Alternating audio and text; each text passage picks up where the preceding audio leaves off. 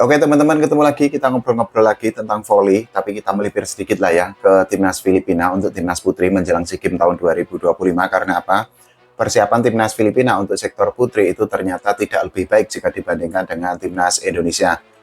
Padahal kita ketahui bahwa SEA Games 2025 itu kan sebentar lagi dimulai itu dan akan diselenggarakan bulan Desember nanti. Itu artinya ya masih waktunya, itu kira-kira 20 harian lah ya sampai SEA Games 2025 itu diselenggarakan. Tapi ternyata persiapan timnas Filipina itu amburadul, bahkan bisa dikatakan sangat buruk. Karena apa? Sampai saat ini timnas Filipina itu menurut berita-berita di luar negeri sana, ternyata belum pernah kumpul atau menjalani pelatnas dalam formasi yang komplit. Penyebabnya karena ada beberapa pemain yang sampai saat ini itu masih membela klubnya masing-masing untuk bertanding atau berlaga di PVL Reinforced Conference, yang mana kita ketahui bahwa Filipina sendiri itu kan memang memiliki dua kompetisi itu. Yang pertama adalah PVL, yang kedua adalah Reinforced Conference. Nah, untuk Reinforced Conference sendiri itu memang mulai Senin besok itu akan memasuki babak perempat final. Itu artinya ya para pemain itu masih akan membela timnya masing-masing untuk mendapatkan gelar juara. Nah, kalau kita bicara tentang apa pengaruhnya dari PVL Reinforced Conference terhadap timnas Filipina, ya seperti yang tadi saya bilang bahwa para pemain itu tidak bisa untuk membela timnas Filipina untuk menjalani pelatnas dalam waktu yang sangat lama. Padahal kita ketahui bahwa persiapan itu kan sangat penting. Nah, para pemain itu memang posisinya adalah dilematis. Karena apa? Di satu sisi mereka kan harus membela timnas Filipina untuk menghadapi SEA Games, tapi di sisi lain mereka juga harus bersikap profesional terhadap klub yang sudah mengontrak mereka, yang sudah memberikan mereka gaji sebagai pemain voli profesional. Nah, menurut pemberitaan di media-media luar negeri sana, ternyata klub-klub yang saat ini masih bertanding di PVL Reinforced Conference itu tidak mau untuk melepaskan pemainnya. Mereka itu hanya akan mau melepaskan pemainnya ketika mereka itu sudah resmi tersingkir dari Reinforced Conference. Nah, padahal kita ketahui bahwa ada banyak pemain dari timnas Filipina yang saat ini itu masih terikat kontrak dan harus menjalani pertandingan di PVL Reinforced Conference. Konsekuensinya menjadi gini, bahwa memang ada beberapa pemain yang memutuskan untuk bergabung ke pelatnas atau ke TC atau Training Center Timnas Voli Putri Filipina, tapi beberapa pemain itu hanya datang ketika akhir pekan. Nah, tentu saja hal itu kan merupakan sebuah hal yang tidak diinginkan. Karena apa? Ya sekali lagi, chemistry itu kan harus dibangun, kekompakan itu harus dijaga, dan pelatih timnas voli Filipina itu kan harus menerapkan strategi atau formula kepada para pemainnya. Ketika pelatnas itu tidak diikuti oleh para pemain secara lengkap, ya tentu saja itu menjadi handicap atau kendala tersendiri bagi pelatih timnas Filipina untuk menerapkan strategi yang sudah diinginkannya. Padahal kita ketahui bahwa beberapa waktu yang lalu itu kan timnas Filipina itu sudah mengumumkan 20 pemain yang akan masuk ke, atau yang bukan yang akan masuk, yang masuk ke pelatnas untuk menghadapi SEA Games tahun 2025 ini. Dan nantinya setelah menjalani pelatnas, para pemain itu akan dikerucutkan atau akan dikurangi hingga menjadi 14 pemain sesuai dengan roster yang sudah ditentukan untuk bertanding di SEA Games. Tapi sekali lagi ternyata kendala yang dihadapi oleh Filipina itu menurut saya pribadi itu lebih berat jika dibandingkan timnas Indonesia. Kalau timnas Indonesia itu kan kita ketahui Megawati Hangisi Pertiwi, Silomita, Arnita Putri, dan kawan-kawan itu kan saat ini itu kan menjalani pemusatan latihan di Medan untuk menghadapi SEA Games. Dan mereka itu kan sudah ya sejak beberapa waktu yang lalu itu kan kumpul bersama setelah mereka itu menyelesaikan tugas negara dan kewajiban mereka di klub.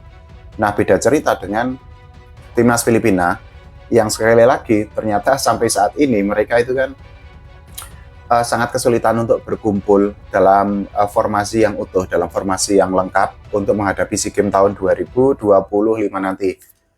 Nah, padahal kita ketahui bahwa timnas Filipina itu kan menargetkan emas untuk SEA Games tahun 2025 ini, dan Dengan kondisi seperti itu ya mungkin ini menjadi sebuah keuntungan tersendiri bagi timnas Indonesia, bagi Megawati, bagi Mediol Yogu dan kawan-kawan untuk berbicara lebih banyak di SEA Games 2025 nanti, karena kalau untuk menjadi juara itu kan sangat berat, untuk menjadi runner up kan juga sangat berat. Kemungkinan partai final SEA Games 2025 itu akan mempertemukan Thailand dengan Vietnam. Nah, Megawati yang Hesti Pertiwi dan kawan-kawan itu kan berpeluang untuk mendapatkan atau membawa pulang medali perunggu dengan syarat mereka bisa mengalahkan Filipina.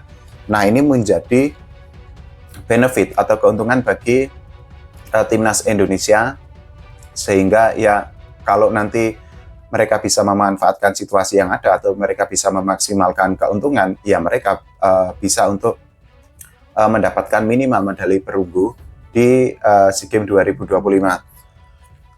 Yang terjadi di voli Filipina sendiri itu kan memang sedang mengalami gonjang-ganjing, salah satunya ya pergantian Presiden Federasi Voli Filipina. Jadi kemarin tanggal 21 November itu kan sudah ada pemilihan, dan ternyata petahana atau ketua umum yang kemarin itu ternyata dikalahkan oleh Tony Liao. Jadi Tony Liao itu berhasil mengalahkan Suzara di pemilihan, dan ini ada pernyataan yang sangat menarik dari Tony Liao mengenai roster untuk timnas voli putri Filipina untuk menghadapi SEA Games tahun 2025 besok. Karena menurut berita di situs atau di media Filipina sana, ternyata Tony Liao itu mengatakan 14 pemain atau roster final atau final roster dari timnas voli putri Filipina itu sudah ditentukan sejak bulan September tahun 2025 kemarin.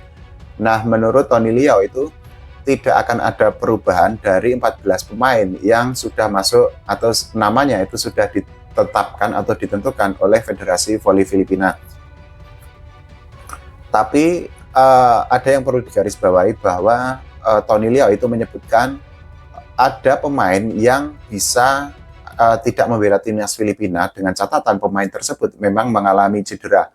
Nah, kita ketahui bahwa beberapa waktu yang lalu, sekali lagi, itu kan sudah ada 20 pemain yang menghuni pelatnas atau training center atau TC bersama timnas voli Filipina. Beberapa nama diantaranya itu kan memang nama-nama yang selama ini sangat familiar bagi para volimania, bagi para fans voli Indonesia. Salah satunya adalah Giade Guzman, kemudian juga ada Saina Nitura, dan juga ada Ea Laure. Selain itu ada kejutan lain, kalau dari analisis di media yang ada di Filipina sana, ternyata untuk Brook Van Sickle itu kemungkinan besar itu akan masuk ke dalam final roster atau akan masuk skuad inti timnas voli Filipina. Padahal sampai saat ini itu kan Brook Van Sickle itu kan masih mengalami atau masih terkendala dengan masalah administrasi. Nah, mungkin itu yang menjadi salah satu handicap bagi Van Sickle untuk membela timnas voli putri Filipina untuk SEA Games 2025 nanti. Catatan juga bahwa menurut Tony Liao itu nanti dari 20 pemain yang saat ini menghuni skuad yang bergabung di pelatnas itu nanti hanya sekitar 6 pemain aja yang akhirnya akan masuk ke dalam final roster untuk SEA Games tahun 2025 nanti. Ya, gonjang-ganjingnya menurut saya pribadi itu lebih parah jika dibandingkan timnas voli putri Indonesia. Kalau timnas Indonesia itu kan mungkin hanya dari persiapan dan tidak ada tryout yang dijalani oleh Megawati yang Hesti Pertiwi dan kawan-kawan. Tapi untuk final rosternya timnas Indonesia itu kan sudah menentukan ada 14 pemain. Nah, sedangkan untuk Filipina sendiri sampai saat ini kan masih gonjang-ganjing, masih ada perdebatan. Ya, semoga saja ini menjadi keuntungan bagi timnas Indonesia untuk membawa pulang medali minimal perunggu lah ya dari SEA Games 2025. Kalau menurut teman-teman semua bagaimana? Silahkan tulis di kolom komentar. Oh ya, doakan ya agar timnas voli Indonesia itu mendapatkan hasil terbaik di SEA Games 2025. Syukur-syukur juara SEA Games. Jangan lupa doakan agar Pro Liga berjalan lebih baik, Live Volley juga berjalan lebih baik, dan juga voli Indonesia semakin maju. Oke, makasih teman-teman semua.